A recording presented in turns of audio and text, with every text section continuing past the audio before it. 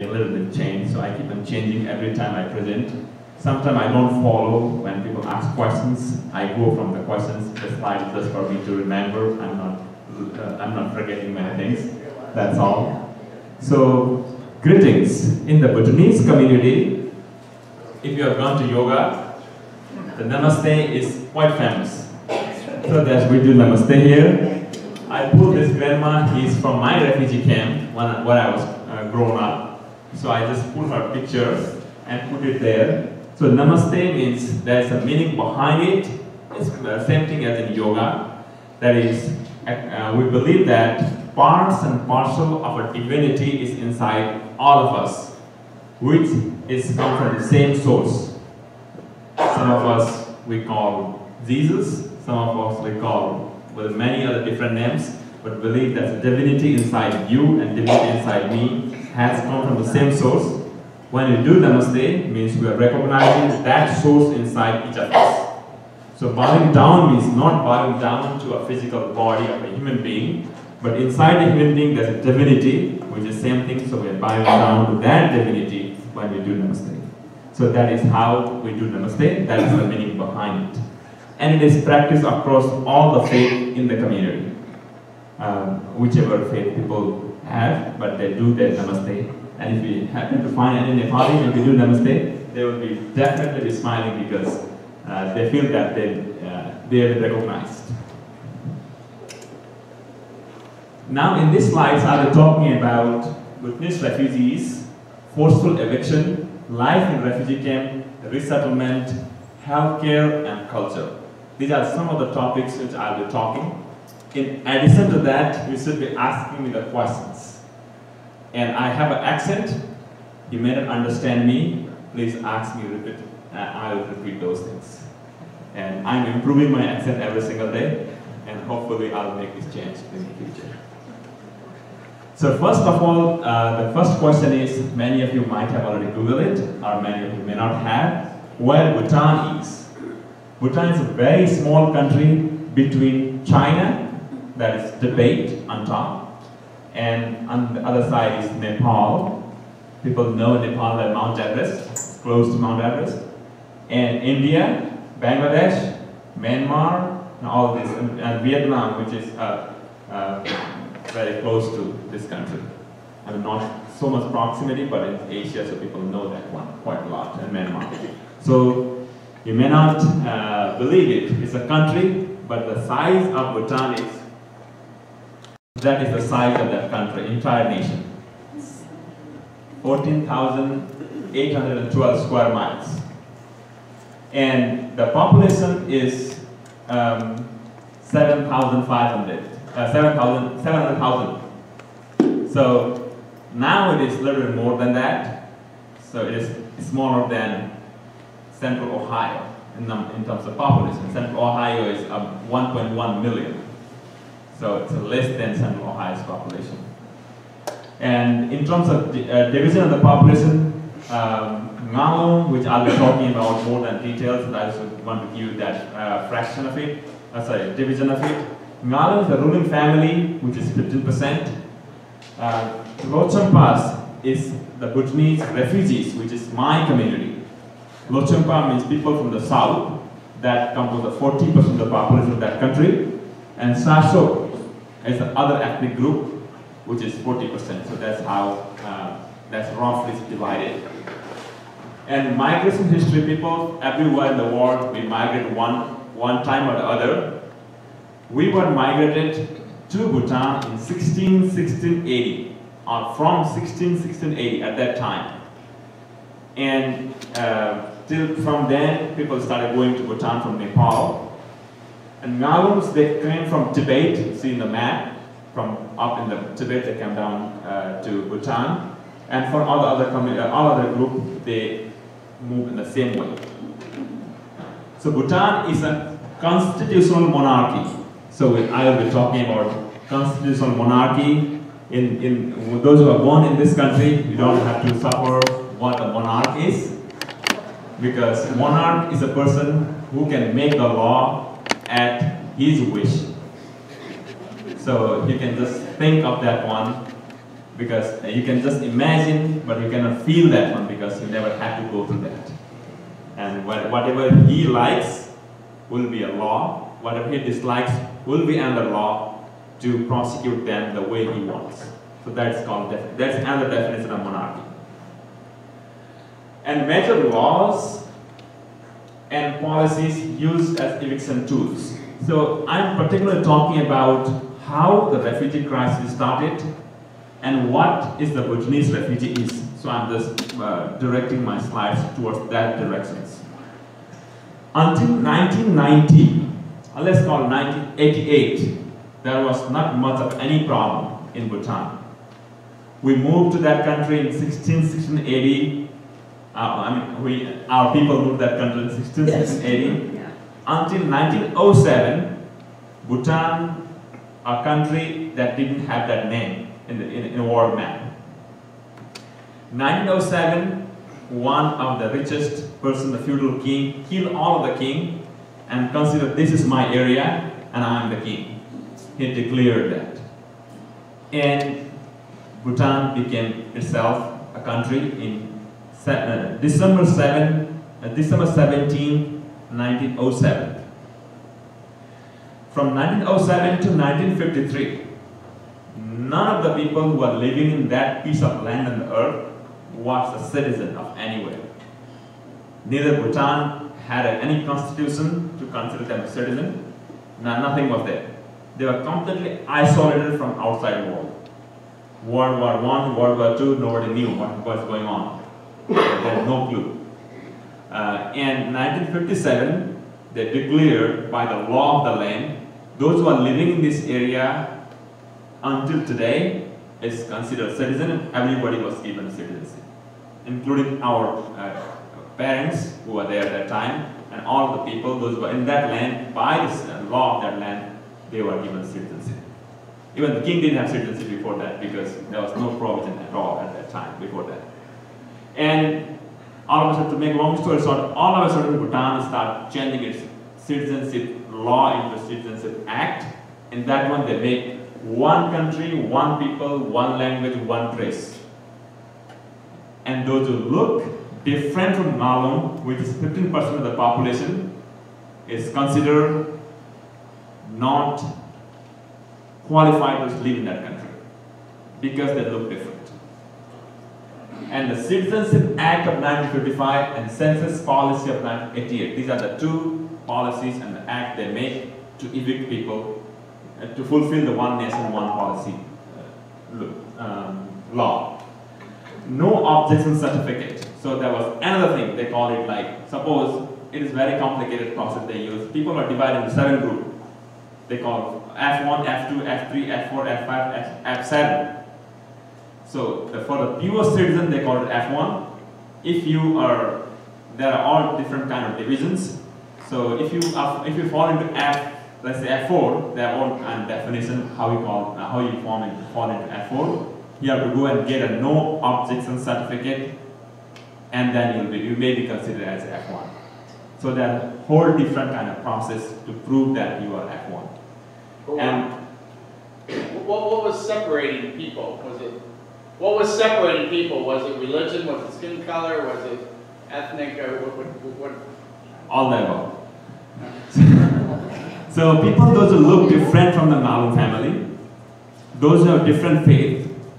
In Bhutan, even today, they allow to practice only 2 religions officially. One is Buddhism. The country is a Buddhist majority, and Hinduism has been allowed.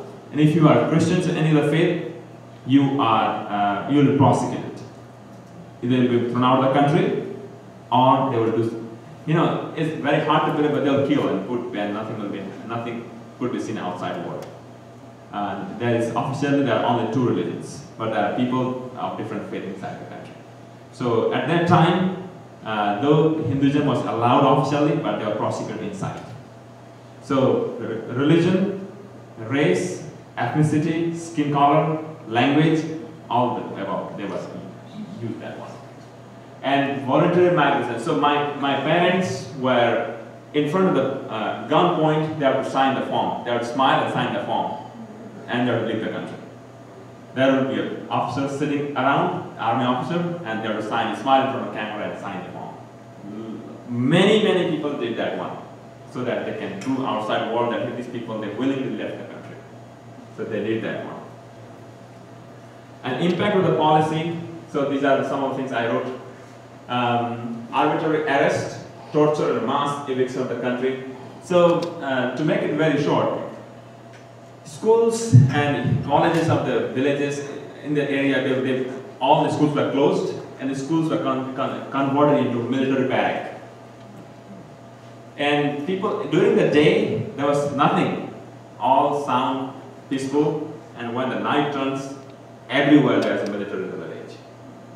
And they use, rape is used as a weapon. So many women and girls were raped. And they did by the army officers. When I was first in the country, they asked me to speak. That was 2009. I was very new here. They asked, but now I feel so sorry, but they asked me, I spoke. And what is the biggest thing that you hate today? And I told them army officers. But in this country, we have so high respect, and I think we do need to have respect. But they asked me that question. They asked the question, wrong person. I had that fear of the army when I was there, and yes, they did all kind of nonsense to the people in front of their children, in front of a lot of different people, and I even saw.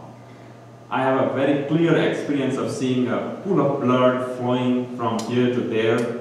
The person was bitten by an army officer, and he was throwing the blood by kick and all kind of things. And they do in front of a lot of people.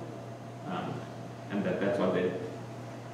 And the Nepali language, the other piece of the question is Nepali language, because a lot of people from our ethnic community, they speak Nepali. So they banned the language. The first they say that the language should be spoken in only one language, Jonka is the national language, should be spoken, or English being international language will be allowed. These are the only two languages being allowed in official paperwork. People kind of accepted it, that's okay. And immediately what they told was like, if you want to, for the kids in the school, only two languages will be taught, Jonka and English. Before that, Nepali used to be taught in all the schools. They banned. To embarrass the people, what they did, all those Nepali books from the public library and government schools and private schools, they put in a truck and collected those books in a big ground and put them fire to make them feel like what we can do to your language. And tons of books they throw in the river. They could have given to somebody else, but they did not want to do that. They just want to do disrespect to the language. And they went to such a point that if you want to pay your tax,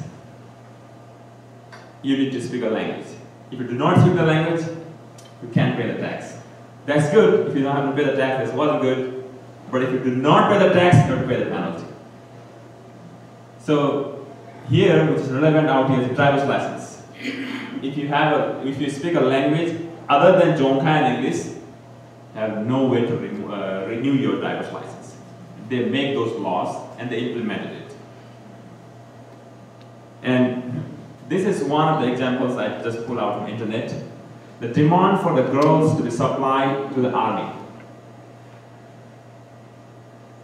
I also spoke with some of the elderly women who are here in the community, and they just told me the similar story, and I went to the internet, I found this one. And this is real. They asked, and if they send their wives or sisters or daughters, they will be saved. If they don't, they will be prosecuted. They might be killed, they will be arrested without any kind of things. Now, refugee, that's how people started. All those things happened from 1988 in 1990. First they started implementing a dress code. You have to wear your national dress all the time. First they tell in the schools, people accepted it. Then they say all the government officials, they accepted it. Then they say if you have to go to the government office, you have to wear the national dress, people accept it. After that they tell that if you are plowing a field, or if you are cutting the tree, cutting the grass, all the time you need to wear the national dress, which was difficult. Because again, one thing is that's not easy.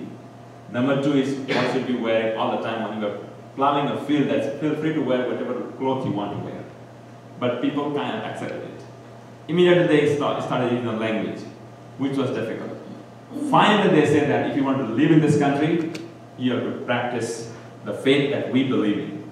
That's Buddhism, which was really, really difficult. And there was a mass demonstration in the village, in the town. But imagine, in 2008 only, the television was allowed in that country. So in that part of the world where there's no, even to buy a radio, people have to get a license. And the radio has a license and television was banned, not allowed, and even then there was a mass demonstration. The mass demonstration was considered as an anti-national movement. And people and government used the military force.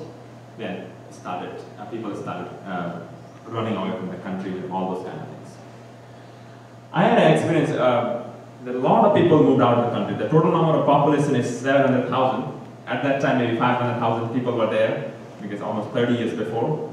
Now this is the number today. When we started coming out of the country, so many people moved out of the country at a time, because nobody even knew. I do remember, by a very fresh memory, I was 9 years old when we left the country. My mom and dad, they were in the, we had a village, and we used to live in the village. We used to go to school in the village. But by that time, we were not going to school for 3 or 4 months when we left the country, because school were closed and we were there. And all of a sudden, mom and dad came together and called all 4 of us and said, hey, we are going. And only time they left us was to go into the market, and we used to be happy. Because in the village, when they go to the market, they'll bring some kind of candy or sweets, and we used to be happy. And we're kind of jumping around, and they said, we'll be coming soon. It was around 4 or 5 o'clock, and they just left, giving very little notice. I was the oldest of 4. And we are asking what is happening. And they didn't explain much. We're coming soon, take care of the animals, take care of the kids. They just advised me everything else, which they have never done before. Okay, no clue what's going on. Never explained. Mom started crying, dad said, let's go. And I realized that they left. And where they left, we don't know. And that is the time where I took charge of the family. 9 years old. We had cows, that's animal to milk. We had I have to cook, which I never done before that day, and feed kids. In the village, I had to cook in the firewood, not in the gas. That's an easy thing. And all those kind of start thinking, literally doing is at 9-year-old, what we have never done before, is really a challenging thing. But when you have to do it, and I did it. And it was there for 5 days. And all of a sudden, in the evening, around 4 o'clock, the same time when my dad and mom left our village, my dad's friend came to our house with a lot of fear inside him, because people were afraid of each other. Anybody could be prosecuted anytime by the government. Our house was considered as abandoned. And there are so many houses like that, like ours, where parents are left. And he came and he told us to go. I said, crying, where to go? Your dad has sent a message that you got to go. And we started catching his clothes and started crying and said, like, don't touch me, I have to leave, otherwise I'll be again in the trouble. He left. We slept that night in the house. Next morning, we got up. My youngest brother, who now works in the PNC bank here, he was 1.5 years old. My other one was 2.5 years old. There was 1 year gap. My sister, who was 5 years old, and I, 4 of us were there. I was 9 years old. And we cleaned our house, and the guy who came earlier, he told us to release your animals. We tied them. release the animals when you go left. We clean our house, we got a big fireplace in the kitchen, there was a fireplace. And we ate, we cooked, we ate, we were so fast. There's only one bus used to go from our town to the bigger town we call Kelefu. And we release our animal, we ran to the bus with a big small backpack carrying something, I don't remember what we carried. We came to the bus, I carried the older brother, my youngest brother was carried by my sister. We came. I still remember they were crying when we were getting into the bus. They did not know because we never traveled that bus. It's the first time we traveled to a town which we never traveled before. We came to the town, and when you grow up in a village, you know everybody. Everyone responds to you, everyone is a friend. When you come to the town, there are so many people, nobody knows you. It's ridiculous there in the town. And we got out of the bus to the place which had never been there. And started crying. Which direction to go? No idea. So that is the point where I do believe there's a God, our conscious superpower. That superpower directed us to the right direction without anybody's help. We started walking. Literally we started walking. I carried the older one, they were crying a little bit. I think they were crying as long as they can. They stop up sometime. And we walked for 4.5 hours with a place where a lot of people, which we don't know, nobody cares. Because a lot of tricycles, bicycles, bus, cars, trucks, which I think I had seen only 2 buses in the village. Until that, they never seen so many. But there are so many other people who were walking like us, who were running away like us. And finally, we came to the border of India, where many people, including our parents, were waiting with many children. That's how we got together with our parents.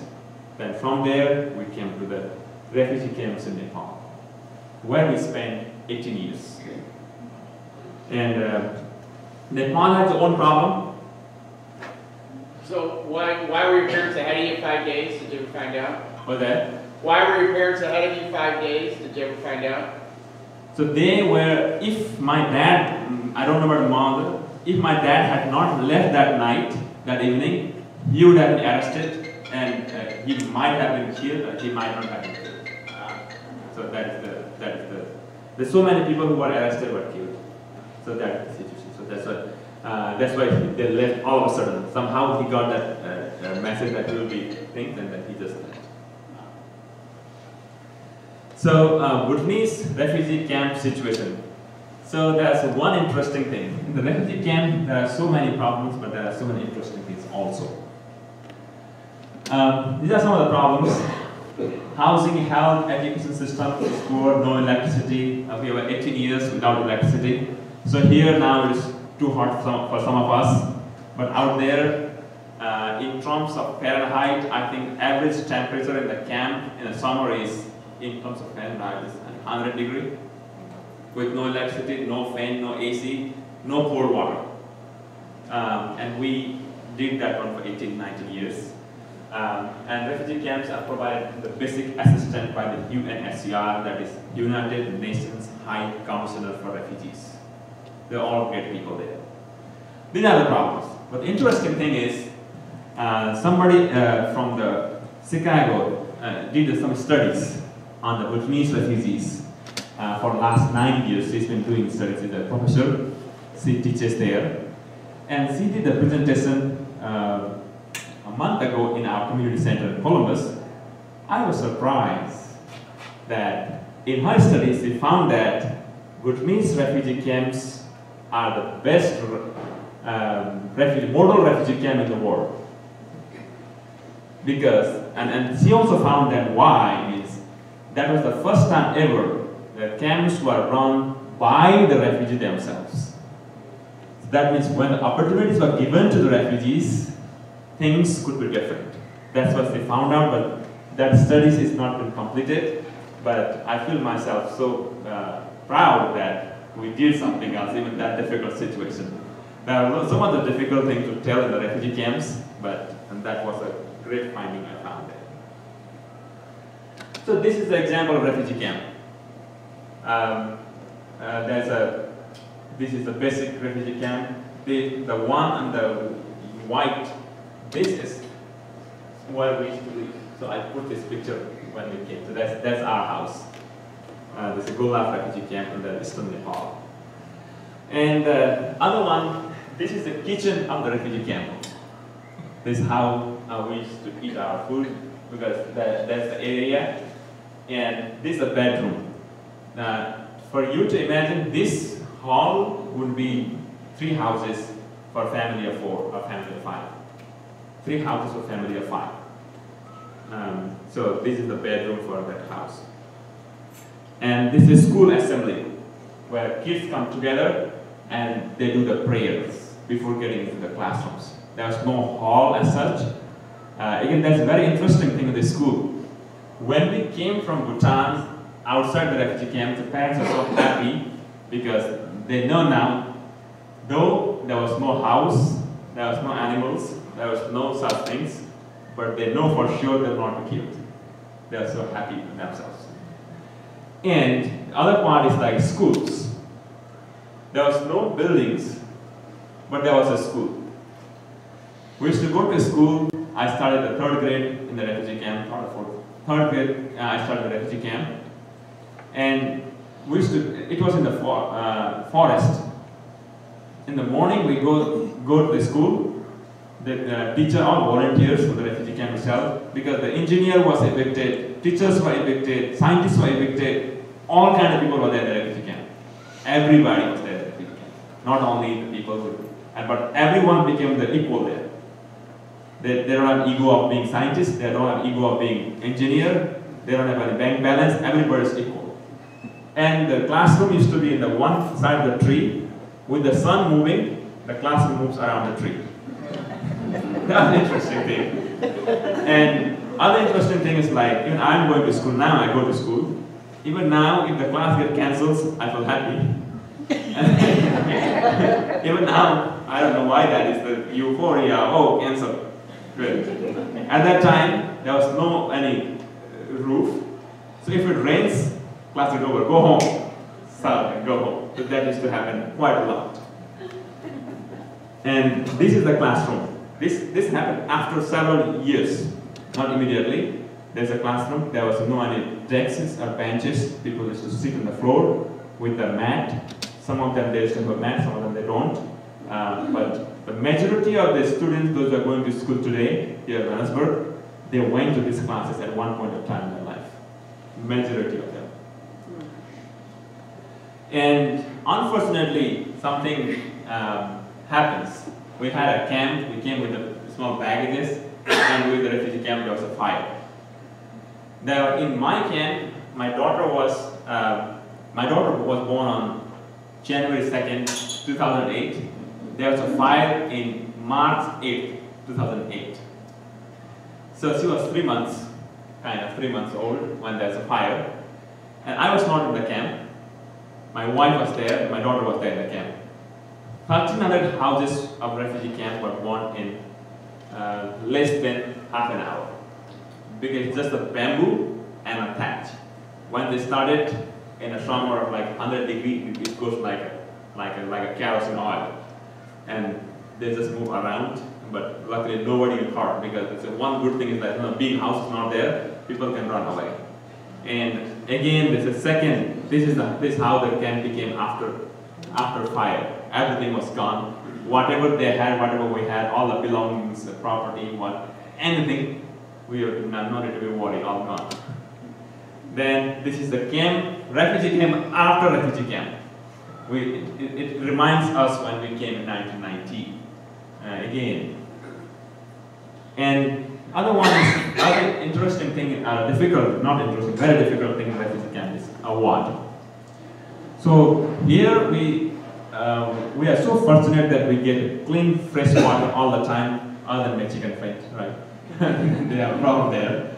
But to get a fresh drinking water is not a big problem out here.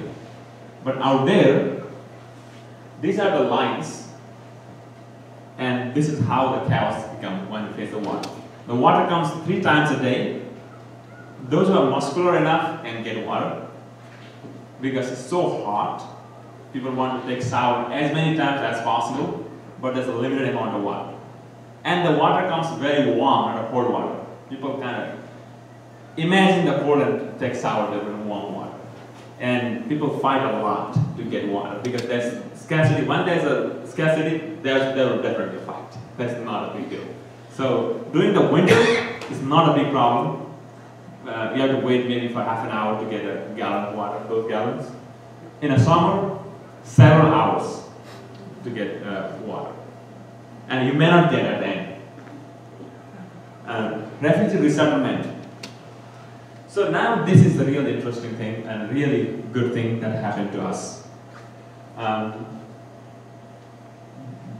Government of Bhutan and government of Nepal had several different bilateral talk when we came to refugee camp because people want to go back to the country. We want to go back to the country.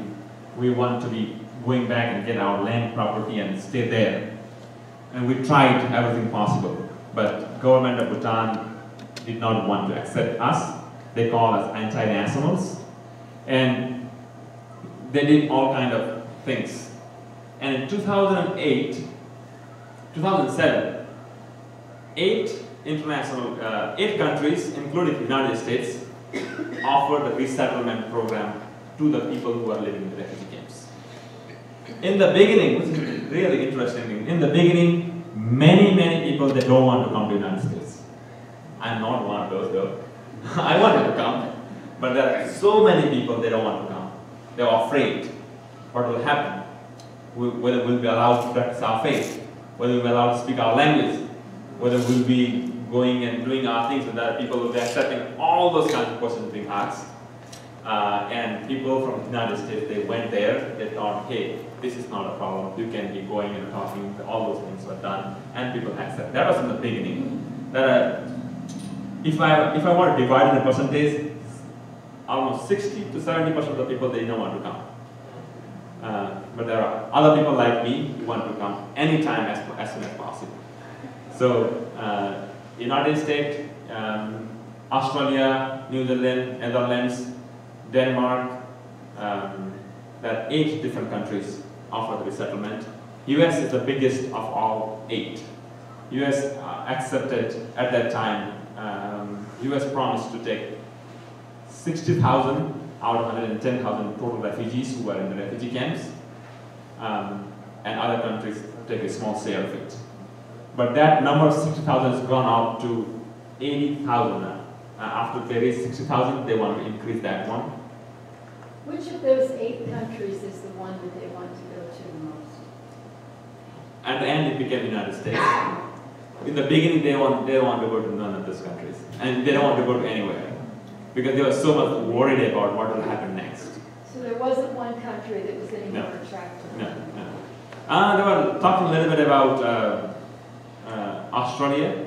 I don't know why, but not much. Yeah, but there are many people. Like my uncle is in Australia, but he came to visit us in last October. He said that US is better than Australia.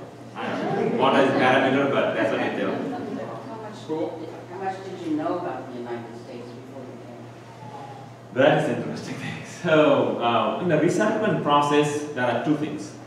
One is the paperwork, other one is practical aspect.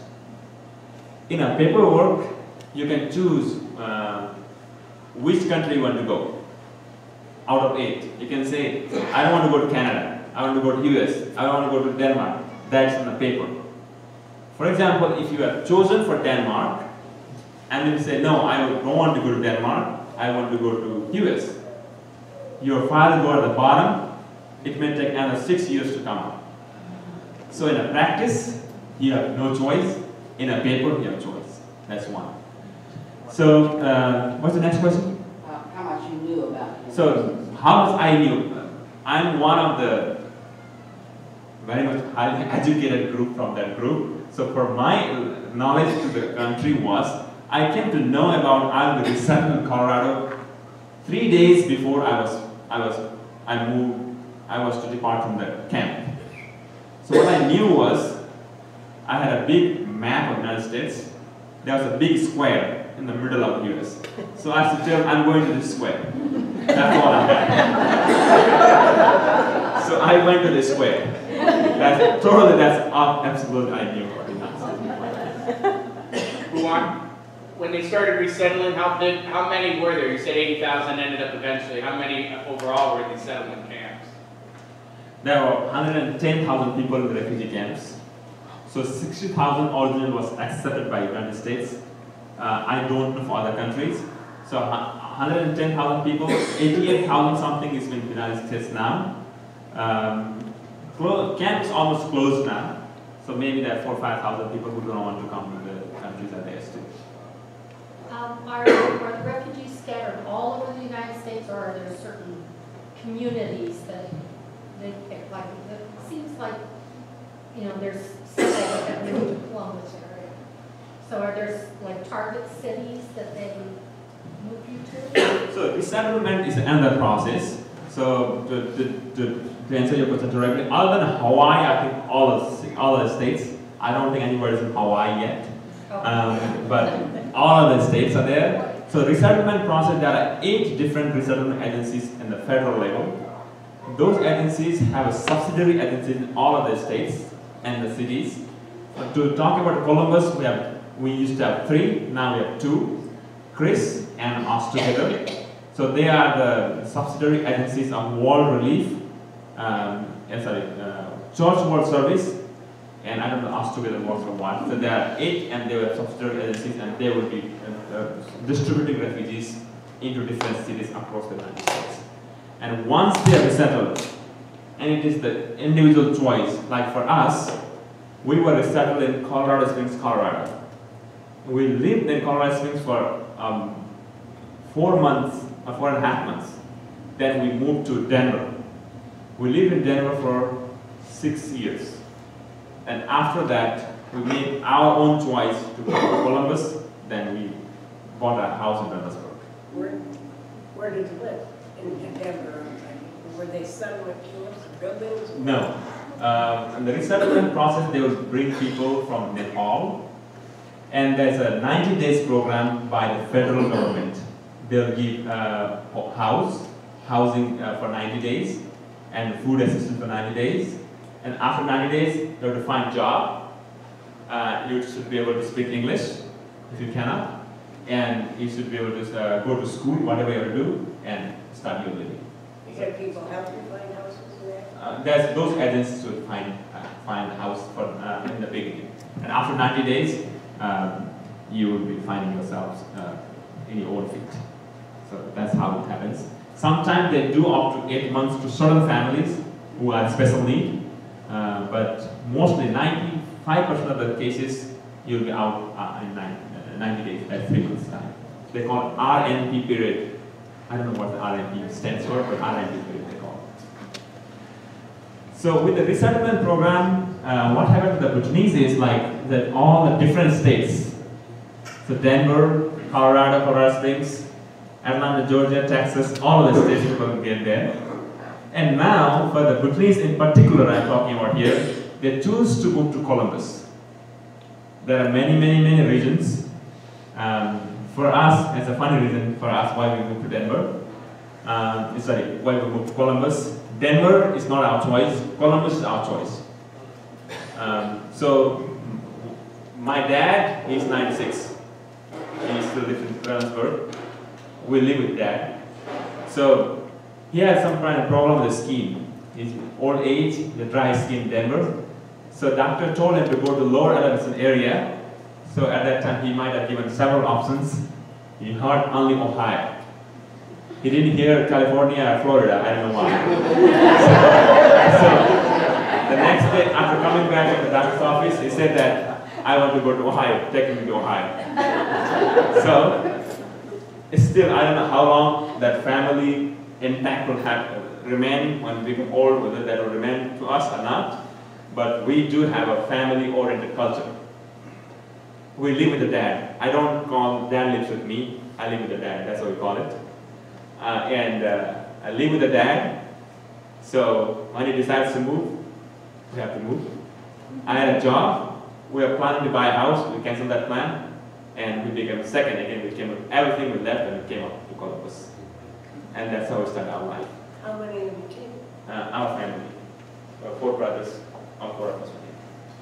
Pretty much. And your families too? Yes. everybody in the family, because the dad decides to move. Still, he is the head of the family, because though he doesn't have to do anything else, but he says, do this and that, we follow him. So that's why I'm telling you how long it will remain, but still there.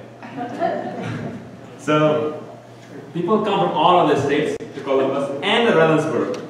From 2012 until now, we are moving, the number of people moving to Reynoldsburg is really significant. You might have seen a lot of them moving to Reynoldsburg. And I can anticipate that this will continue for the next 4 years. I told this same thing to Slater's Elementary 2 years ago when they asked me to speak. I told them, at that time they had 16 students in their school. I think this year they have 158 students from the Nepali speaking community. So it will continue to grow for the next 4 years. That's my prediction. If you ask me how, I don't know. But that will happen, that's I know for sure. So that's been because people are doing everywhere, people want to buy a house and move here. I don't know what reason behind that, but there's a lot of interest in this city. So that's one thing. Number two is, the job market is fairly good here. People are, there are three different kinds of people. Those who are, some of them, they are really well skilled, good in English, and professional job. And some of them, they are a little bit lower English skilled. Most of them are working in Amazons, and all those Amazon, Walmart, and those kind of jobs. And they're also working in the farming. And people are moving all the way out in suburb, Heath, New York. There's other city called Sidera. People are moving that part of the town and buying house, buying land, and doing farming work, which traditionally they used to do the farming. So that has been happening here every now and then. And we are seeing, from Colorado, we used to have 14,000 people in Colorado. Now they say they have only 6,000 or 7,000. Pretty much almost all of them are moved to either to Columbus, Cincinnati, or Harrisburg. There are three cities they choose. Pennsylvania, Harrisburg, Pennsylvania. There are three cities they are moving from everywhere. And that are, How hard is it to get financial help to buy a house? finding how to buy a house is not difficult for me because I don't have any, I didn't make any. That's a very funny thing. My brother who bought a house, I think he looked around 65 houses before buying the house. For me, that was the first house we saw and we bought it. But I mean, are the banks financing you easy, or, I mean, is the government helping out, or something? No, the government has nothing to do with the government. We have been working, we have a savings, we had a savings, and we went. I didn't have any problem buying, I don't know other people how they do, but to find buying a house has not been a big problem until now. I don't know what will happen next. That's not been a problem. And so many people are buying house, and I saw the research being done. Of all the refugees who are resettled in this country recently, Bhutanese are the highest number of people who are buying the houses, and the highest being making so much investment on the local businesses. Even if you go around here in Reynoldsburg in the Main Street, we have 22 businesses run by Bhutanese around Main Street in this corridor. It started in 2012, they started coming, and 13, 14, 15, 16, 17. So last year I counted that one. There were 22. I think they started 3 new now. So that 25 businesses are run by Bhutanese in this corridor around here, and 1 restaurant that's run by Bhutanese in this area. And this is one. Are you happy with the education, the public education that your children are getting? Yes, absolutely happy. That's one of the biggest thing. I'm so happy with that one. There are 3 reasons why I'm happy. 1, 2, 3. Number 1 is, I am in the most powerful country in the world today, and my kids are getting the best possible education they're getting in the entire earth. That's how I take it. I can tell proudly that nobody directs me what to talk, what not to talk. I'm free to tell with my head held high and walk around, which I've never been allowed to do that. And kids are grown in that environment. My daughter who was here, she is the best in her school in reading. She's in a gifted program. And I asked her, what do you want to do? And her plan changes every single day, and every single week, every single day. Today she said that this morning she was telling she wanted to be a teacher. The other day she was telling she wanted to be mayor. The other day she was telling she wanted to be an FBI agent. And the other day she was telling she wanted to be detectives. So all of these things we didn't have any possibilities before. So these things are made possible because of this education system and the freedom of speech.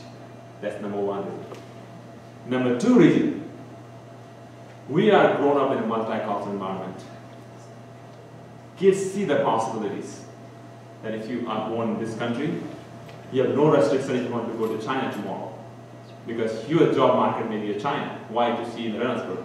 You can grow and product here. You can find a job in China or even in Bhutan or India, or you can go to Hungary and work there. It doesn't have to be bothered about. But if you are grown up in Bhutan, yeah, there's always a problem of passport. That's second reason. Third reason, you have a power to vote, which I never had until I became 36 years old. And my kids have grown with the understanding that they have the power and privilege to make change they want. So I think this public education system, all these things are inside it, so that's why I'm proud of it. And I do invest. I tell my wife and I, because both of us, we could work full time and get more money, but intentionally what we did was, my wife's now working full time, is working part time here and there, to put all those time in the kids. I don't want to save even a penny for my daughter to go to college and universities. But what I'm going to do is I'm investing as many hours as possible now and take them over after 12th grade.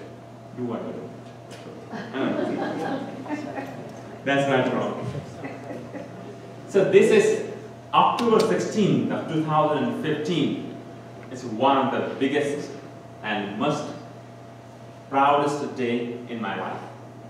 This is the day I got citizenship. I'm a naturalized citizen of the United States of America. Thank you, America. Thank you.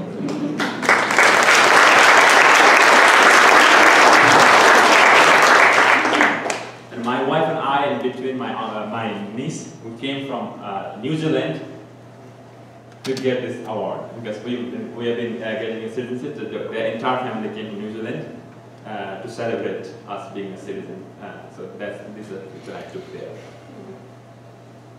And this was, I went to school, I have a different, which I didn't take that one. I went to school in India. I did my graduate, I was college graduate from India, and I came to the United States in 2009. I was in Denver, Colorado. Then I started working my full-time job, but at the same time, I'm also an activist. I do believe that as an individual, we need to work towards our freedom and towards we should be able to speak our voice. So I'm an activist, and 2013, 14, I was in a White House advocating for the refugees and immigrants, and this is my picture in the White House taken inside. I didn't meet the president, but I went inside the White House.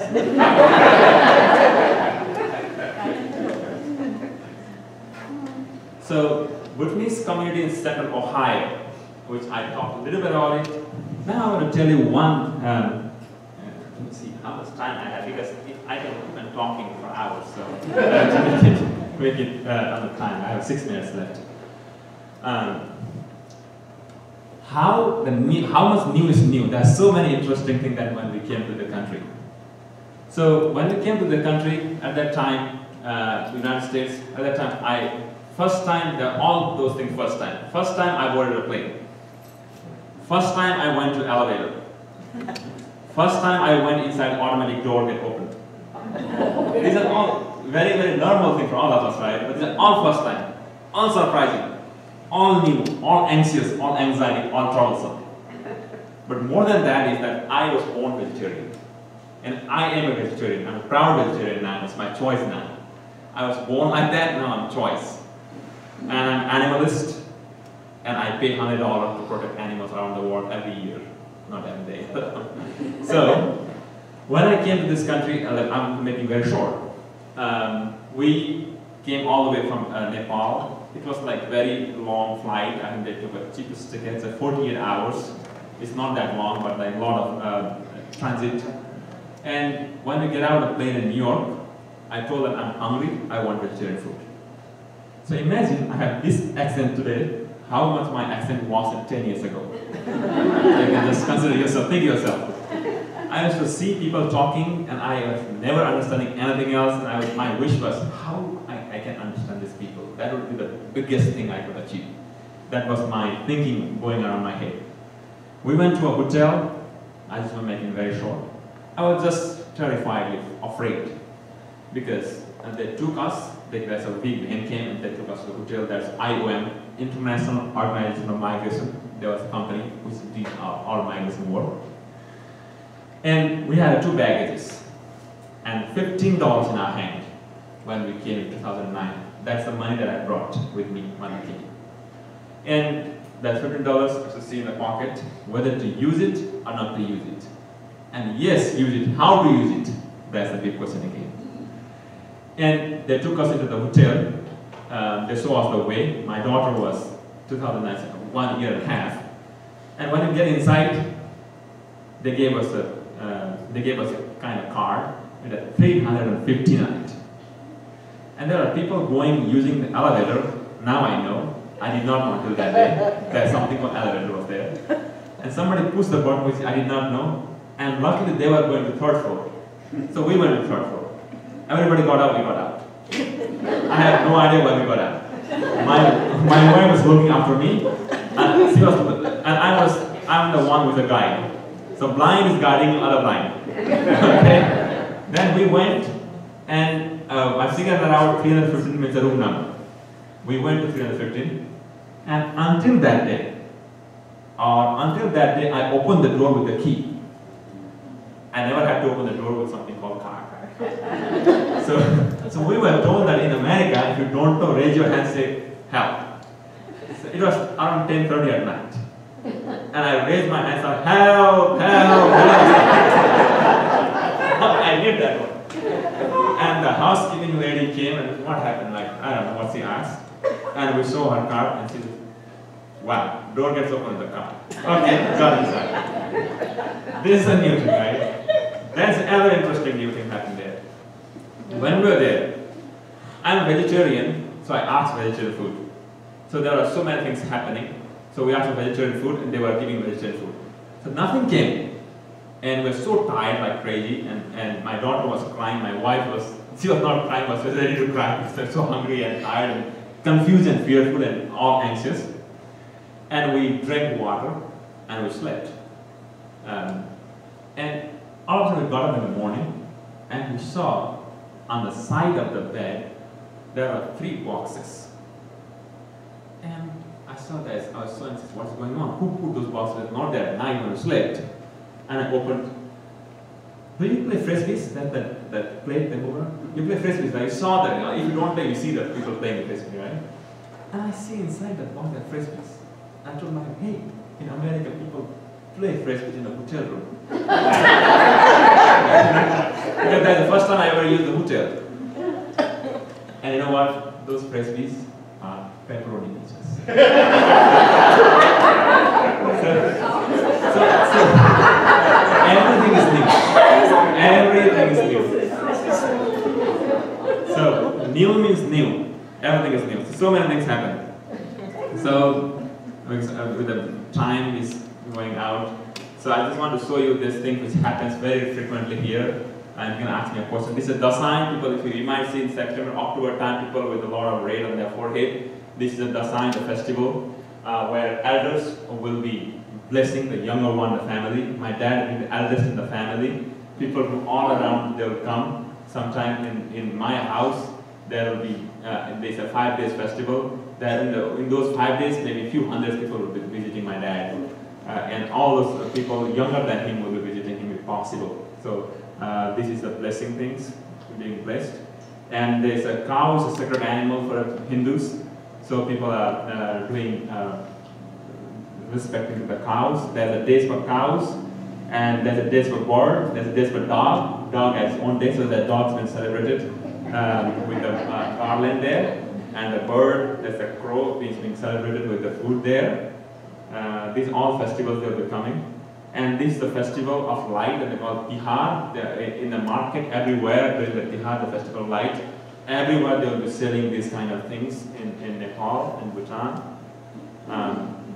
And festival of Dasai, worship, they call Durga Puja. They will be worshipping Durga or Ram Navami, the Lord Ram. I had a video here, the President Obama and President Trump, both of them in their own time, they celebrated this festival in the White House also.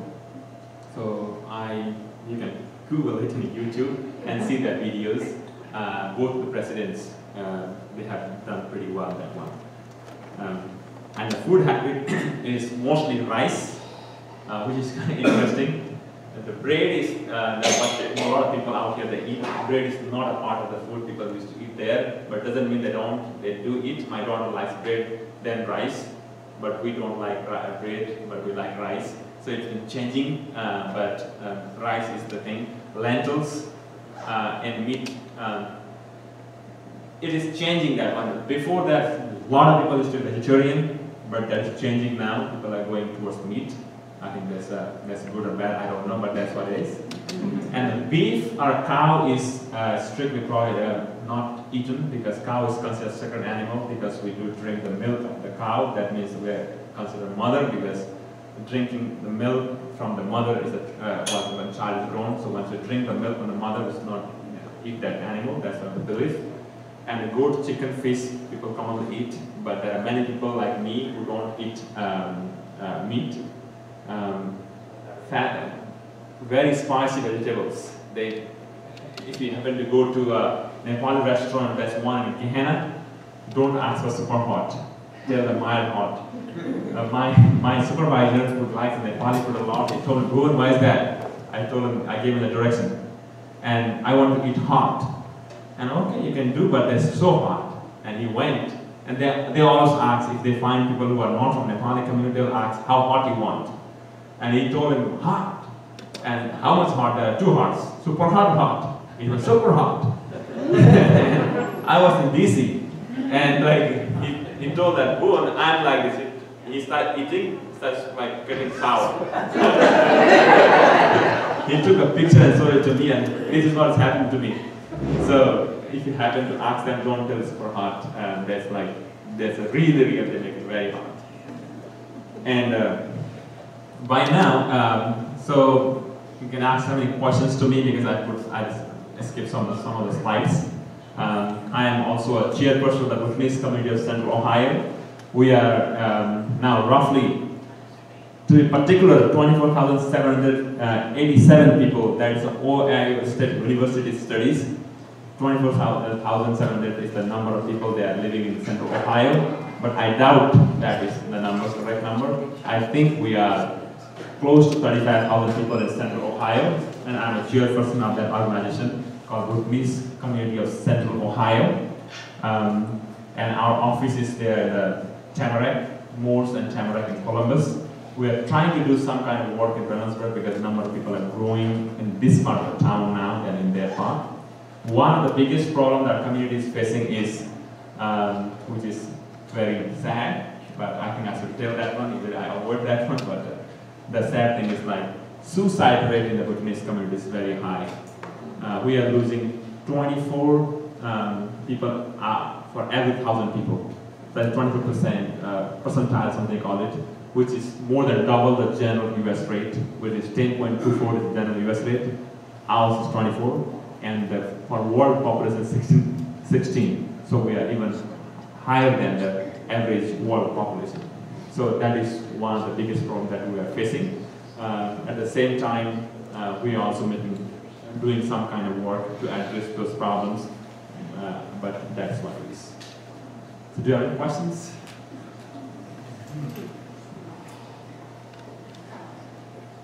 What is your job? I work for Primary One Health. Primary One Health is a healthcare provider in Central Ohio and in Circleville and Dublin. We provide all kind of health, that's OBGYN, dental, vision, all those things. And in that healthcare setting, 38%, that is 17,000 people are non-English speaking people in that healthcare company.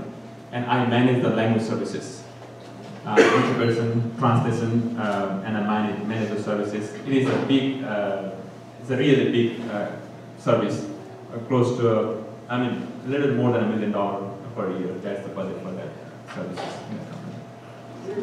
People that commit suicide because they can't handle the country. Is there a town, you know what I mean? There are many multiple factors affecting. I think that trauma develops when they left the country. There was a forceful eviction. There were so many people who got tortured by the government at that time. And the refugee camp, there was their own problem, many problems which are mostly physical, and also there are scarcity of many different things. And coming to the United States, there's own problem because I did not tell about that a lot, which is, again, now it's even more than it used to be in the past. The one problem is like, there are people who tell sometimes the refugee camps are better than the United States sometimes, which is unfortunately sad, but sometimes yes, which could be addressed. The one, for example, is like when in the refugee camp, so there are so many problems, but the problem of being, I want to be like very honest, a problem of being dehumanizing is not there, but here people experience that dehumanizing factor quite often. For myself, last year, 2016 November, I was in Columbus in a bank, withdrawing my money. I have this red line on my forehead. This is my faith, and I put this one every single day. I was withdrawing my money. A middle-aged man, around 50s, 60s, that guy came in the line, yelled at me, not shouting, yelled at me, telling that people from your country steal our private information. And I did not know what to do, what to tell, what not to tell. I just sneaked out and left the place. So this kind of things happens, and I, being a vocal, I keep on telling it. I don't have any problem of that thing being hunting me, but there are many people who do not do that. And also there are many people who may choose the wrong way. You know, I don't want to blame for circumstances, they might choose the wrong way, going to substance abuse, drinking outings, and that's also a problem. So there may be multiple layer factors. But that is a big problem, yes, for sure. At first, I put that. Yeah, go ahead.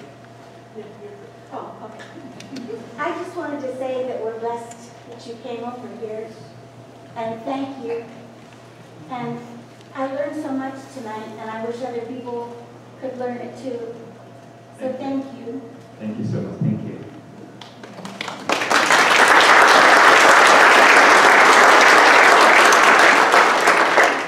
My question is, I'm wondering two things. One, about dietary restrictions, like eggs and things like that, and what produce is what is preferred. I got from you the fresh produce. So there are, in terms of dietary restrictions, there are basically two: beef and pork. Usually not. Usually not. I mean, I got that from beef and pork is not. Like I thought only use a soft word, but that's not. Doesn't mean that there are people in the Bhutanese community. Not all are Hindus. There are many who are Christians with the different denominations. There are many Buddhists. The big majority is Hindus, and they know. So generally, not keeping the beef and pork would be the best thing. Number one.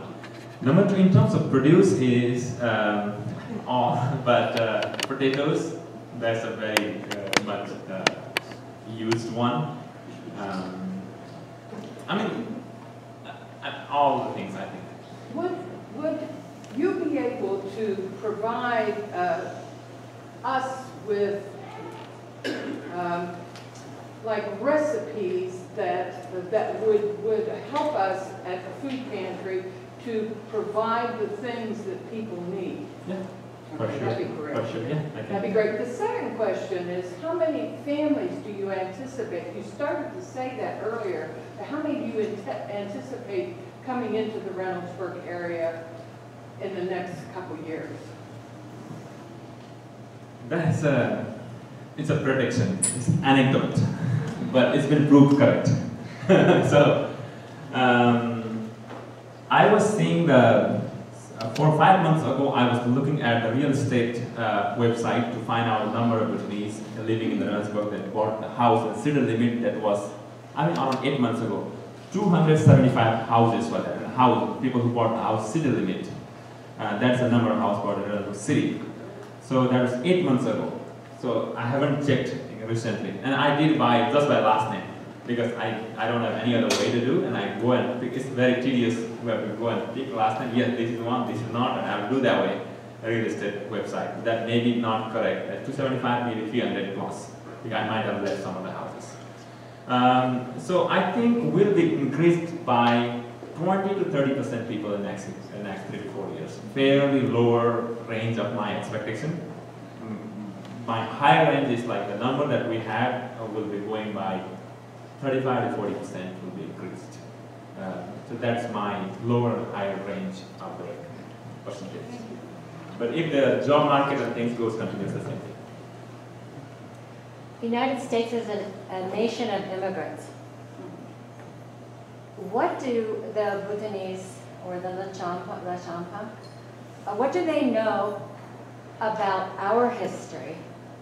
About our history of slavery from African Americans, our history of Jewish Americans, our history of Irish Americans, our history of German Americans. What do they know about our history? Because we are complex. And we are not one people. We are many people that became one. How do they understand Americans? So that I can answer, I'll try to answer it in 3 ways. Number one is perspectives before coming to the United States, how America was seen from the refugee camp, and how I feel America today, and what I learned. There are 3 things. Number one, I'll tell you. When we were in the refugee camp, but when people in the refugee camp, even today I do believe, think that America means solution to everything. There is no such thing called problem exists in America. I'm telling you the truth. That's what people in the refugee camp feel. That's what I felt. That's why I envision America from the refugee camp. That's one thing.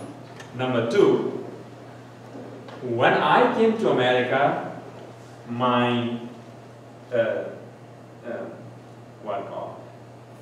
feeling before coming to the country and my experience coming to the country were somewhat different. I do think, yes, there are problems, but there are problems which can be addressed. But when we are in the refugee camp, there are problems which cannot be addressed. So that's the difference between that one. So to answer your third question, your question, what the Bhutanese general community know? That's a very limited knowledge about, because I do know that one, because my daughter and I, with 2 of us, we read quite a lot, and we talk quite a lot about the civil rights and all those underground railroad and things like that when we do that one. But I think in general community, I don't think they know much about it, other than the citizenship questions and the citizenship, because to pass the citizenship, there has to have some kind of, there's a lot of civic knowledge required, and that's what people will be learning. But other than that, they don't know much about it. But there's other group which, like people who are involved in activism, they do know quite a lot about it. But it's again the ongoing process, and it's changing every single day. Are your kids going to our public schools?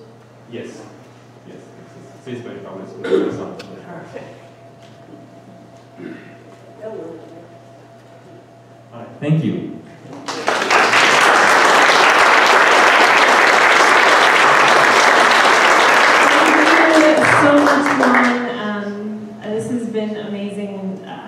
your story is amazing, and so greet your neighbors. Bhutanese neighbors in Reynoldsburg, they are our neighbors. We can learn more, experience more. I like learn some recipes because I'm all about food. So, so all these ways, and hopefully this is the beginning of something, beginning of us learning of being changed by one another, because that's what we are called to. So, thank you. I'm so glad for this response, Pastor Carl. And just one other thought about what will be going on next week.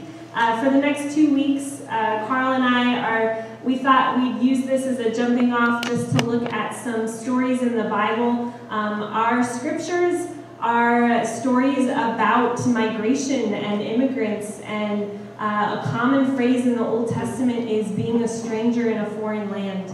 And so we're going to take 2 weeks to look at those kinds of stories and just sort of be in those stories and think about our faith in terms of these kinds of experiences, because they come out of our faith. So with that, and thank you all for coming. Thank you, Gary, for filming, and enjoy the rest of your day. And thank you, Aditi, our beautiful daughter here, who went and hung out with the other kids and told me that she loves potatoes.